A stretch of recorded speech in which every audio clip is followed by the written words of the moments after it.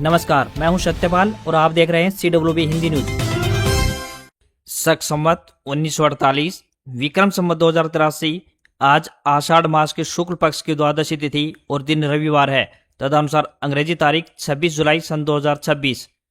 आज द्वादशी तिथि दोपहर बाद 1:58 तक रहेगी। उसके उपरांत त्रयोदशी तिथि प्रारंभ हो जाएगी। आज 26 जुलाई है, यानी आज 26 जुलाई को भारत में मुख्य रूप से कारगिल विजय दिवस मनाया जाता है, जो कि 1999 के कारगिल युद्ध में भारतीय सेना की जीत और बलिदान की याद में दिलाता है। 26 जुलाई 1999 को भारतीय सेना ने ऑपरेशन विजय के तहत कारगिल की पहाड़ियों पर दुश्मनों को हराकर ऐतिहासिक जीत हासिल की थी। सबसे पहले आज की सुर्खियां। हरियाणा के 6 जिलों में बारिश, तो यमुनानगर में येलो अलर्ट जारी हुआ। 28 जुलाई से भारी बारिश का अनुमान। जंतर मंतर पर कॉकरोच जनता पार्टी का आंदोलन खत्म हुआ। कहा, तीनों मांगे पूरी हुई। पहली, प्रधान का इस्तीफा। दूसरी, प्रदर्शनकारियों से केस वापसी। और तीसरी, मुआवजा। शिक्षा मंत्री धर्मेंद्र प्रधान का इस्तीफा, तो प्रहलाद जोशी को चार्ज दिया। बोले, उम्मीदों पर खरा उतरूंगा। दीपके ने कहा, झुकती है दुनिया, झुकाने वाला चाहिए। हरियाणा में खा पंचायतों से दूर होगा हुक्का। सरोखा प्रधान बोले, नियम तोड़ने पर सामाजिक कार्रवाई। नेटवर्क गया तो भी नहीं रुकेगी यूपीआई, फोन से ऑफलाइन पेमेंट की है तैयारी। नवोदय विद्यालय में दाखिले के लिए आवेदन शुरू, अंतिम तिथि 31 जुलाई। आरएसएस की सख्ती से गई प्रधान की कुर्सी। पीएम मोदी के इंस्टाग्राम पोस्ट से पहले सीक्रेट मीटिंग हुई। 3 दिन में कैसे पलटा खेल, बताएंगे पूरी अपडेट। प्रधान के इस्तीफे पर वर्ल्ड मीडिया। बीबीसी बोला, छात्रों के आगे झुकी मोदी सरकार। तो गार्डियन ने लिखा, जनता के दबाव में 12 साल में पहला इस्तीफा। पीएफ का ब्याज अकाउंट में आना शुरू हुआ। मिस्ड कॉल और एसएमएस सहित 4 तरीकों से आप पता कर सकते हैं पीएफ बैलेंस। कांग्रेस विधायक के बेटे भाजपा में शामिल, नूह में सीएम ने पटका पहनाया। भारत ने T20 वर्ल्ड कप के बाद पहली सीरीज जीती। जिम्बाब्वे को 90 रन से हराया। ईशान किशन व तिलक वर्मा की 50, अभिषेक शर्मा को 3 विकेट मिले। और धर्मेंद्र प्रधान के इस्तीफे के बाद अब आगे क्या, सोमवार को बड़ा कदम उठा सकती है सरकार, बताएंगे फुल डिटेल। अब खबरें विस्तार से।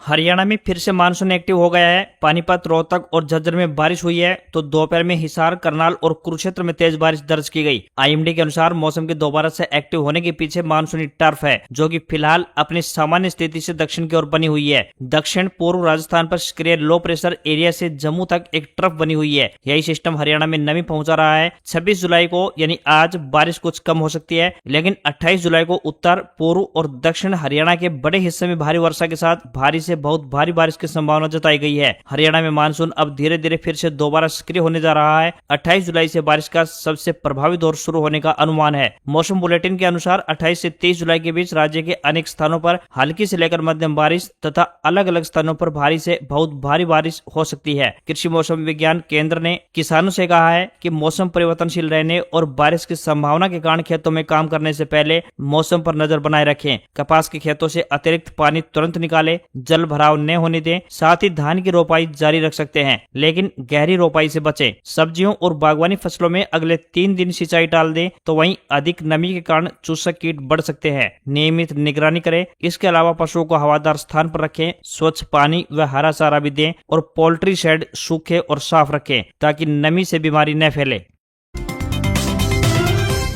शिक्षा मंत्री धर्मेंद्र प्रधान ने इस्तीफा दे दिया है। इसके बाद कॉकरोच जनता पार्टी ने शनिवार को आंदोलन खत्म कर दिया। केंद्रीय मंत्री जेपी नड्डा, जितेंद्र सिंह के साथ प्रवक्ता सौरभ दास, आशुतोष रांका ने संयुक्त प्रेस कॉन्फ्रेंस में इसका ऐलान किया। सौरभ दास ने कहा कि जंतर मंतर पर मौजूद सभी प्रदर्शनकारी अब अपने घर लौट जाएं। रांका ने कहा कि पिछले कुछ दिनों में सरकार से 3 बार बातचीत हुई है। हमारी तीनों मांगे मान ली गई है। इनमें धर्मेंद्र प्रधान का इस्तीफा, सभी केस वापस लिए जाएं और नीट पीड़ितों को 1 करोड़ रुपए का मुआवजा दिया जाए शामिल है। इससे पहले शिक्षा मंत्री धर्मेंद्र प्रधान के इस्तीफे की खबर आते ही जंतर मंतर पर जश्न का माहौल रहा। छात्रों ने छात्र एकता जिंदाबाद के नारे लगाए, राष्ट्रगान गाया। इस दौरान नीट पेपर लीक के बाद जान गंवाने वाले स्टूडेंट्स के लिए 2 मिनट का मौन भी रखा गया। शुक्रवार रात नीट पेपर लीक मामले में नेशनल टेस्टिंग एजेंसी यानी एनटीए के 47 अधिकारी बर्खास्त किए गए थे। बर्खास्त अधिकारियों के खिलाफ क्रिमिनल केस भी दर्ज करने की बात सामने आई। एक दिन पहले सरकार ने गुरुवार को शिक्षा मंत्रालय के 2 सचिवों को भी बदल दिया था। शनिवार शाम करीब 8:15 बजे धर्मेंद्र प्रधान के मंत्रालय का चार्ज प्रहलाद जोशी को सौंप दिया गया है। जोशी खाद्य एवं सार्वजनिक वितरण, ऊर्जा और उपभोक्ता मामलों के मंत्री हैं। शिक्षा मंत्री धर्मेंद्र प्रधान ने इस्तीफा दे दिया है। नीट पेपर लीक में उनके इस्तीफे की मांग करते हुए कॉकरोच जनता पार्टी पिछले 36 दिनों से जंतर मंतर पर धरना दे रही थी। इस्तीफे के बाद जंतर मंतर पर कॉकरोच जनता पार्टी के प्रमुख अभिजीत दीपके ने कहा, वे कहते थे इस सरकार में इस्तीफे नहीं होते, लेकिन झुकती है दुनिया, झुकाने वाला चाहिए। प्रधान ने इस्तीफे को लेकर चिट्ठी पोस्ट की। 2 पेज और 575 शब्दों में लिखी इस चिट्ठी में प्रधान ने बाकी बातों के साथ 2 जगह युवाओं को भ्रमित करने की बात भी लिखी। साल 2014 में पहली बार मोदी सरकार बनने के बाद 12 साल के कार्यकाल में धर्मेंद्र प्रधान पहले मंत्री हैं जिन्हें विरोध के चलते इस्तीफा देना पड़ा। हालांकि इससे पहले साल 2018 में विदेश राज्य मंत्री MJ अकबर ने भी इस्तीफा दिया था, लेकिन तब दुनिया भर में मीटू आंदोलन चल रहा था और अकबर पर पत्रकारिता के दिनों में यौन उत्पीड़न के आरोप लगे थे। जंतर मंतर पर अभिजीत दीपके ने कहा कि मंत्री का इस्तीफा तो हो गया है, लेकिन हमारी 2 और मांगे हैं, हम ऐसे नहीं जाएंगे। कॉकरोच एक बार घुसता है तो निकलता नहीं। जिन बच्चों ने सुसाइड किया उनके परिवार को 1 करोड़ रुपए मुआवजा मिलना चाहिए। इसके अलावा पुलिस वालों पर एक्शन हो। CJP ने सोशल मीडिया पर कहा, कॉकरोच की जीत हुई। सोनम वांगचुक ने अस्पताल से किए पोस्ट में लिखा, यह लोकतंत्र की जीत है, प्रत्यक्ष लोकतंत्र, सड़कों से मिली जीत, यह शांति, धैर्य और दृढ़ता की जीत है। CJP और JNZ को बधाई। देश के हर कोने से उठ खड़े होने के लिए सभी नागरिकों को धन्यवाद। 22 जुलाई रात 10:30 बजे तक तय था कि केंद्रीय शिक्षा मंत्री धर्मेंद्र प्रधान इस्तीफा नहीं देंगे। गृह मंत्री अमित शाह और PM मोदी का सपोर्ट उन्हें कुर्सी पर टिकाए हुए भी था। फिर RSS और BJP की एक मीटिंग हुई और कुर्सी डगमगाने लगी। अमित शाह अब भी साथ थे, लेकिन प्रधानमंत्री का सपोर्ट अब हट चुका था। RSS की तरफ से सर कार्यवाह दत्तात्रेय होसबोले, सह कार्यवाह अरुण कुमार और कृष्ण गोपाल के साथ 2 और पदाधिकारी मौजूद थे। दूसरी तरफ प्रधानमंत्री नरेंद्र मोदी, गृह मंत्री अमित शाह, केंद्रीय मंत्री जितेंद्र सिंह और JP नड्डा मौजूद थे। ये मीटिंग न BJP दफ्तर में हुई और न ही संघ कार्यालय में। वजह थी इस मीटिंग और उसमें हुई बातों को सीक्रेट रखना। इस मीटिंग के बारे में किसी को खबर तक नहीं थी। सोर्स ने बताया कि इसी मीटिंग में तय हुआ कि PM मोदी तुरंत यानी कि रात में ही जैन जी के सबसे favourite social media platform Instagram के जरिए बात करेंगे। भाषा भी ऐसी हो कि जैन जी तक पहुंचे। ये तय हुआ कि PM निश्चिंत न दिखे, चेहरे पर चिंता और आंखों में नींद दिखे, ताकि मैसेज जाए कि वे स्टूडेंट्स की फिक्र में सोए तक नहीं। ऐसा इंस्टाग्राम की पोस्ट में झलका भी। संघ के प्रतिनिधियों ने सदी हुई शैली में कहा कि धर्मेंद्र के इस्तीफे पर विचार करना चाहिए। वहीं आंदोलन भड़क रहा है। यूपी पंजाब में चुनाव है, बिहार में सरकार अभी स्थिर नहीं हो पाई है। ऐसे में अगर ये आंदोलन वाकई नेपाल के JNG जैसे हुआ तो सरकार कठिनाई से घिर जाएगी। आखिर में कहा गया कि ये संघ का स्पष्ट विचार है। इसके लिए 5 दिन यानी कि 27 जुलाई तक हमें देखना चाहिए कि पूरे देश में रिपोर्ट क्या आती है। अगर आंदोलन दब गया तो ठीक, नहीं तो सोमवार को इस्तीफा दिलाना चाहिए। इन 5 दिनों में हमें पहले हर संभव कोशिश करनी चाहिए, जैसे कि सरकार और PM के पक्ष में नैरेटिव तैयार करें, अंदर ही अंदर आंदोलन के भीतर मतभेद पैदा करें,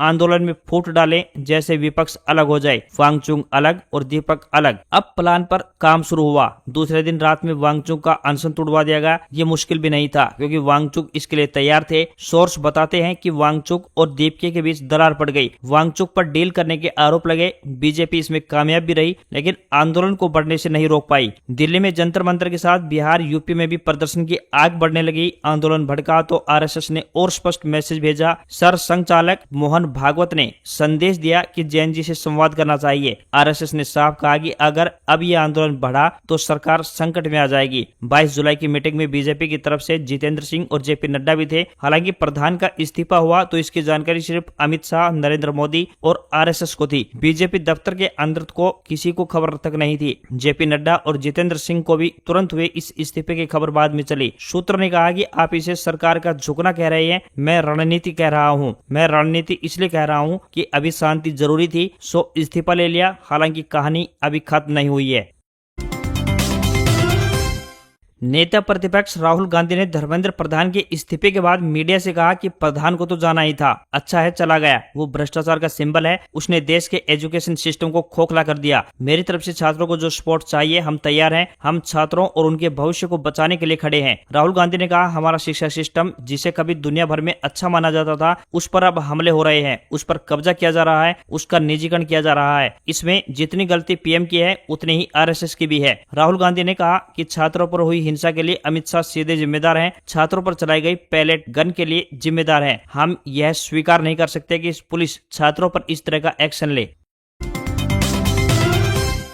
नीट पेपर लीक मामले में देश भर में चल रहे स्टूडेंट्स के प्रदर्शन के बीच शनिवार को केंद्रीय शिक्षा मंत्री धर्मेंद्र प्रधान ने इस्तीफा सौंप दिया। इसका जश्न हरियाणा में भी देखने को मिला। करनाल में मीडिया से बातचीत के दौरान केंद्रीय मंत्री मनोहर लाल खट्टर ने कहा कि युवा ही देश की सबसे बड़ी पूंजी है। उनके लिए हमारे प्रधानमंत्री हो, शिक्षा मंत्री हो या कोई और, जो भी कुर्बानी देनी पड़ेगी वह देंगे। युवा देश की तरक्की में अपना योगदान दें। यदि किसी एक परीक्षा में कोई कठिनाई आई भी है तो उसका समाधान भी निकाल लिया गया था। उधर कुरुक्षेत्र में कांग्रेस विधायक अशोक अरोड़ा, मनदीप चड्डा और रेवाड़ी में पूर्व विधायक चिरंजीवी राव के नेतृत्व में विजय मार्च निकाला गया। नारनौल में भी कांग्रेस कार्यकर्ता सड़कों पर उतरे। वहीं पूर्व मुख्यमंत्री भूपेंद्र सिंह हुड्डा ने कहा, देर आए दुरुस्त आए। भाजपा सरकार अगर पहले ही कदम उठा लेती तो पूरे देश में इतना नुकसान न होता। लगातार हो रही पेपर लीक के कारण परीक्षाओं पर से युवा पीढ़ी का विश्वास उठ चुका है। इसलिए पूरे सिस्टम को बदलकर अब एक नया और पारदर्शी सिस्टम लाया जाना चाहिए, ताकि युवाओं में यह भरोसा जगे कि जो जितना काबिल होगा उसे उतने ही नंबर मिलेंगे। वहीं रणदीप सिंह सुरजेवाला ने कहा कि धर्मेंद्र प्रधान के इस्तीफे के साथ ही भारत की युवाओं ने यह दिखा दिया है कि तानाशाही और निरंकुशता का भी एक एक्सपायरी डेट होती है। जेनजेड ने भी यह साबित कर दिया है कि न्याय की वेदी पर दमन और अत्याचार को आखिरकार घुटने टेकने ही पड़ेंगे। इनेलो अध्यक्ष अभय सिंह चौटाला ने फेसबुक पर लिखा, पहले किसानों ने झुकाया था और आज युवाओं ने भी झुका डाला। सत्ता चाहे कितने भी ताकतवर होने का दावा करे, लेकिन जनता के संगठित संघर्ष के आगे उसका अहंकार टिक नहीं पाता। आज का फैसला इस बात का प्रमाण है कि लोकतंत्र में अंतिम शक्ति जनता की होती है, कुर्सी की नहीं। जनता का संघर्ष लोकतंत्र की सबसे बड़ी ताकत है।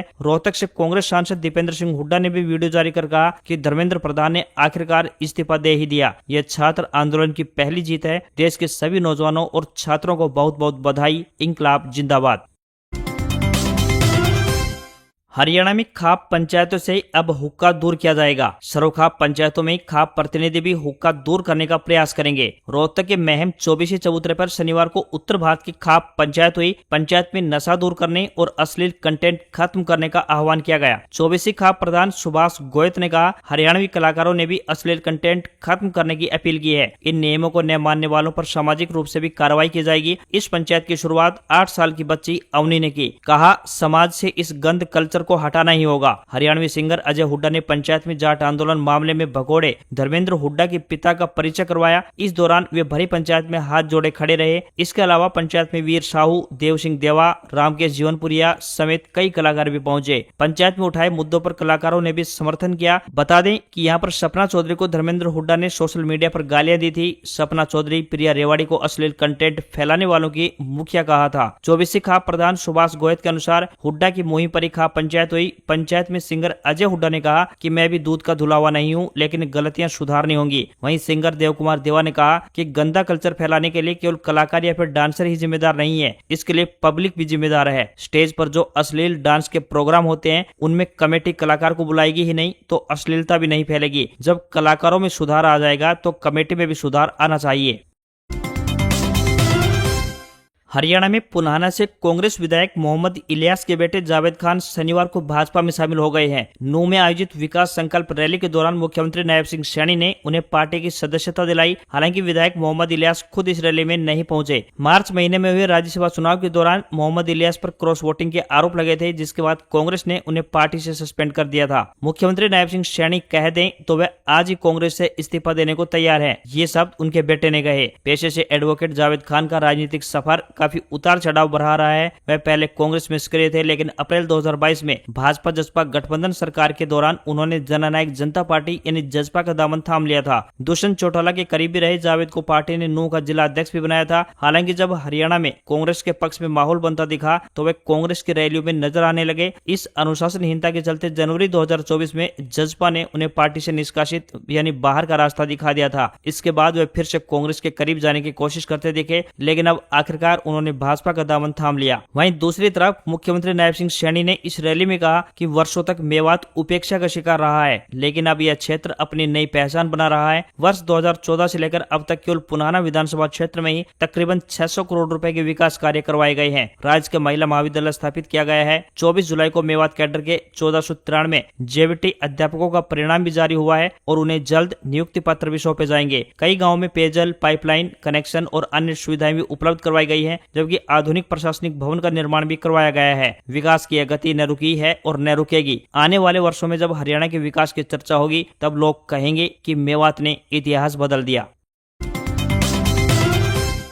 नवोदय विद्यालय समिति यानी एनवीएस ने जवाहर नवोदय विद्यालय चयन परीक्षा यानी JNVST 2027 के माध्यम से कक्षा 6 में प्रवेश के लिए ऑनलाइन आवेदन प्रक्रिया प्रारंभ कर दी है। इच्छुक और पात्र छात्र छात्राएं आधिकारिक पोर्टल पर आवेदन कर सकते हैं। समिति के अनुसार ऑनलाइन आवेदन की अंतिम तिथि 31 जुलाई 2026 निर्धारित की गई है। इसके बाद किसी भी आवेदन पर विचार नहीं किया जाएगा, इसलिए अभिभावकों और विद्यार्थियों को समय रहते आवेदन पूरा करने की सलाह दी गई है। कक्षा 6 में प्रवेश के लिए जवाहर नवोदय विद्यालय चयन परीक्षा 28 नवंबर 2026 को आयोजित की जाएगी। परीक्षा में सफल होने वाले अभ्यर्थियों को देश भर के जवाहर नवोदय विद्यालयों में प्रवेश दिया जाएगा। नवोदय विद्यालय समिति ने अभिभावकों से अपील की है कि आवेदन करते समय सभी जानकारियां सही भरें और आवश्यक दस्तावेज निर्धारित प्रारूप में ही अपलोड करें, ताकि आवेदन प्रक्रिया में किसी प्रकार की परेशानी न हो। देश भर में मानसून सक्रिय है। गुजरात में लगातार हो रही भारी बारिश से कई जिले बाढ़ की चपेट में हैं। अब तक बाढ़ प्रभावित इलाकों से 40,500 से अधिक लोगों को सुरक्षित स्थानों पर पहुंचाया जा चुका है। बारिश से जुड़े हादसों में 5 लोगों की अब तक मौत हो चुकी है। अहमदाबाद में भी सभी स्कूल, कॉलेज और आंगनबाड़ी केंद्र बीते दिन बंद रहे। वहीं असम में बाढ़ से पिछले 24 घंटे में 14 लोगों की मौत के बाद मृतकों की संख्या बढ़कर 61 पहुंच गई है। राज्य के 12 जिलों में बाढ़ से 7,05,000 से अधिक लोग प्रभावित हैं। वहीं मध्य प्रदेश में मानसूनी बारिश का स्ट्रॉन्ग सिस्टम एक्टिव है, जिसके चलते प्रदेश के 35 जिलों में बारिश को लेकर अलर्ट जारी किया गया है। वहीं उत्तर प्रदेश में पिछले 15 दिनों से लगातार बारिश हो रही है। इसे देखते हुए शनिवार को राज्य के 30 जिलों में भारी बारिश की चेतावनी जारी की गई थी। इधर राजस्थान में भी बारिश का दौर जारी है। मौसम विभाग ने शनिवार को राज्य के विभिन्न हिस्सों के लिए ऑरेंज और येलो अलर्ट जारी किया। वहीं अमरनाथ यात्रा खराब मौसम के कारण 6 दिनों तक स्थगित रहने के बाद शनिवार को फिर से प्रारंभ हो गई। यूपी के सीतापुर में नदियों का पानी गाँव में घुस चुका है, तो वहीं बिहार के सुपौल में कोसी नदी के तटों का भी कटाव तेजी से हो रहा है। आज यानी 26 जुलाई की बात करें तो हिमाचल प्रदेश, उत्तराखंड, गुजरात, सेंट्रल महाराष्ट्र, कर्नाटक, तमिलनाडु, असम, मेघालय, नागालैंड, मिजोरम, त्रिपुरा, सिक्किम और पश्चिम बंगाल में बारिश को लेकर येलो अलर्ट है। तो वहीं पंजाब, हरियाणा, चंडीगढ़, दिल्ली, उत्तर प्रदेश, बिहार, झारखंड और उड़ीसा के लिए कोई चेतावनी जारी नहीं की गई है। इसके अलावा मध्य प्रदेश, छत्तीसगढ़, विदर्भ, कर्नाटक में गरज चमक के साथ बिजली गिरने का अलर्ट है। तो कर्नाटक, तेलंगाना और कोस्टल आंध्र प्रदेश में तेज हवाएं चल सकती हैं। कर्मचारी भविष्य निधि संगठन यानी EPFO ने वित्त वर्ष 2025-26 के लिए PF अकाउंट होल्डर्स के खातों में 8.25% की दर से ब्याज डालना शुरू कर दिया है। कई सब्सक्राइबर्स को ब्याज का पैसा क्रेडिट होने के SMS भी मिल रहे हैं। हालांकि अगर आपको अभी तक EPFO की तरफ से कोई मैसेज प्राप्त नहीं हुआ है तो घबराने की आवश्यकता नहीं है। ब्याज क्रेडिट करने का प्रोसेस चालू हो गया है। हालांकि SMS का इंतजार करने की बजाय आप कई ऑफिशियल तरीकों से भी अपना PF बैलेंस चेक करके यह आसानी से पता लगा सकते हैं कि ब्याज आया है या फिर नहीं। इसके अलावा EPFO ने हाल ही में PF का पैसा निकालने को लेकर कई नियमों में बदलाव किए हैं। अब ग्राहकों को अपने PF अकाउंट में कुल एलिजिबल मेंबर बैलेंस का कम से कम 25% हिस्सा PF अकाउंट में रखना होगा। इसे एक सीधे उदाहरण से भी समझा जा सकता है। अगर किसी कर्मचारी के PF खाते में कुल एलिजिबल मेंबर बैलेंस 1 लाख रुपए है तो नए नियम के अनुसार 25,000 रुपए यानी कि 25% को खाते में ही छोड़ना अनिवार्य होगा। इस राशि को निकालने की अनुमति नहीं होगी। इसके बाद जो शेष 75,000 रुपए बचते हैं उसे आप निकाल पाएंगे। EPFO जल्द ही ATM और UPI के जरिए फंड निकालने की सुविधा भी शुरू करने जा रहा है। भारतीय राष्ट्रीय भुगतान निगम एक ऐसे फीचर पर काम कर रहा है जिसके मदद से मोबाइल नेटवर्क या फिर इंटरनेट न होने पर भी NFC यानी कि नियर फील्ड कम्युनिकेशन तकनीक के जरिए भुगतान किया जा सकेगा। इसका फायदा फ्लाइट, मेट्रो, सुरंगों या फिर कमजोर नेटवर्क वाले इलाकों में मिलेगा। रिपोर्ट के मुताबिक NPCI इस साल POS डिवाइस बनाने वाली कंपनियों को प्रमाणित करना शुरू कर सकता है। इसके बाद चरणबद्ध तरीके से सुविधा शुरू होने की संभावना है। नई सुविधा में यूजर को पहले इंटरनेट के जरिए UPI लाइट वॉलेट से पैसे जोड़ने होंगे। इसके बाद जहां इंटरनेट उपलब्ध नहीं होगा वह NFC की मदद से मोबाइल को व्यापारी के POS मशीन के पास ले जाकर भुगतान किया जा सकेगा। एक ट्रांजैक्शन की सीमा 2,000 रुपए तक हो सकती है। इस दौरान UPI पिन डालने की भी जरूरत नहीं पड़ेगी। बिना इंटरनेट भुगतान की सुविधा पहले से मौजूद है, पर उसमें किसी न किसी नेटवर्क की जरूरत पड़ती है। जैसे कि 99H सेवा GSM नेटवर्क पर चलती है। इंटरनेट की जरूरत नहीं होती है, किसी भी फोन पर चल सकती है। अधिकतम 5,000 रुपए का भुगतान भी कर सकते हैं। इसके अलावा UPI 123 पे यानी कि फीचर फोन यूजर्स के लिए कॉल करके भुगतान की सुविधा मिलती है। मोबाइल नेटवर्क इसमें जरूरी होता है। शिक्षा मंत्री धर्मेंद्र प्रधान का इस्तीफा हो गया है। नीट पेपर लीक केस में उनके इस्तीफे की मांग करते हुए कॉकरोच जनता पार्टी पिछले 36 दिनों से लगातार जंतर मंतर पर धरने पर बैठी थी। इस्तीफे के बाद बीबीसी ने लिखा कि मोदी सरकार को छात्रों के आगे झुकना पड़ा। वहीं गार्डियन ने लिखा कि मोदी सरकार के 12 साल में पहली बार जनता के दबाव में किसी मंत्री का इस्तीफा हुआ। धर्मेंद्र प्रधान के इस्तीफे को न्यूयॉर्क टाइम्स, CNN, अल जजीरा और डॉन समेत कई अंतर्राष्ट्रीय मीडिया संस्थानों ने टॉप स्टोरेज में जगह दी है। CNN के अनुसार यह आंदोलन देश में बढ़ती युवा बेरोजगारी के मुद्दे को भी प्रमुखता से उठा रहा है। बेंगलुरु स्थित अजीम प्रेमजी विश्वविद्यालय की एक हालिया रिपोर्ट के अनुसार भारत दुनिया भर के सबसे युवा देशों में शामिल है। देश में 15 से 29 वर्ष आयु वर्ग के 36 करोड़ से अधिक युवा हैं। रिपोर्ट के मुताबिक 25 वर्ष या फिर उससे कम उम्र के करीब 40% ग्रेजुएट बेरोजगार हैं, तो वहीं 20 से 29 वर्ष आयु वर्ग के लगभग 20% युवा नौकरी से वंचित हैं। रिपोर्ट में पढ़ाई पूरी करने के बाद रोजगार न मिल पाने को देश की सबसे बड़ी चुनौतियों में से एक बताया गया है। नीट पेपर लीक विवाद को लेकर छात्रों के प्रदर्शन के बाद अब शिक्षा मंत्री धर्मेंद्र प्रधान ने अपने पद से इस्तीफा दे दिया। धर्मेंद्र प्रधान के इस्तीफे के बाद कॉकरोच जनता पार्टी के फाउंडर अभिजीत दीपके ने कहा कि ये लोकतंत्र की जीत है। वहीं शिक्षा मंत्री के इस्तीफे ने जहां राजनीतिक गलियारों में एक नई बहस भी छेड़ दी है, वहीं इस बड़े घटनाक्रम के साथ ही दो एक सवाल अब तेजी से दौड़ने लगे हैं। अब सरकार का अगला कदम क्या होगा? तो केंद्र सरकार अब सोमवार 27 जुलाई को एक और बड़े कदम की ओर बढ़ती दिखाई दे रही है। जानकारी के मुताबिक केंद्र सरकार ने सार्वजनिक परीक्षा यानी कि अनुचित साधनों की रोकथाम संशोधन विधेयक 2026 लाने का प्रस्ताव रखा है। इस नए कानून का मकसद संगठित तरीके से पेपर लीक करने वालों पर सख्त कार्रवाई करना है। प्रस्ताव के मुताबिक ऐसे मामलों में दोषी पाए जाने पर कम से कम 7 साल की जेल और 10 करोड़ रुपए तक का जुर्माना लगाया जा सकेगा। सरकार यह विधेयक 27 जुलाई को संसद में पेश कर सकती है। विधेयक के मसौदे में पेपर लीक कराने या सार्वजनिक परीक्षाओं में गड़बड़ी करने वालों के लिए 5 से लेकर 10 साल तक की जेल और 50 लाख रुपए तक के जुर्माने का भी प्रावधान रखा गया है। इसके अलावा पेपर लीक के मामलों की जांच 2 महीने के भीतर पूरी करना भी अनिवार्य होगा। प्रस्तावित विधेयक में यह भी कहा गया है कि देश के सभी राज्यों और केंद्र शासित प्रदेशों में पेपर लीक और परीक्षा में नकल जैसे मामलों की सुनवाई के लिए फास्ट ट्रैक कोर्ट बनाए जाएं, ताकि ऐसे मामलों का जल्द निपटारा हो सके।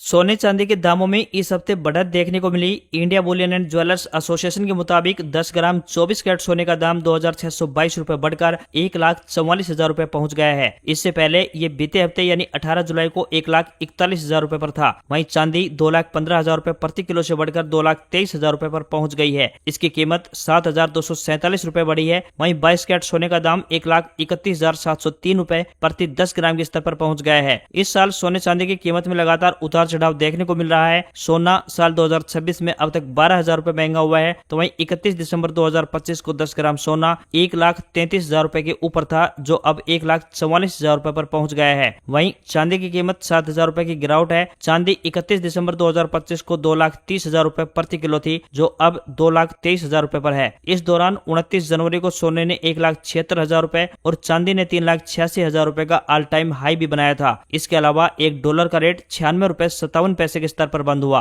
आज खबरों में बस इतना ही। देखते रहिए आपका अपना हरियाणा का सबसे बेहतरीन news channel CWB Hindi news. नमस्कार। इसी आशा के साथ आपका दिन शुभ रहे।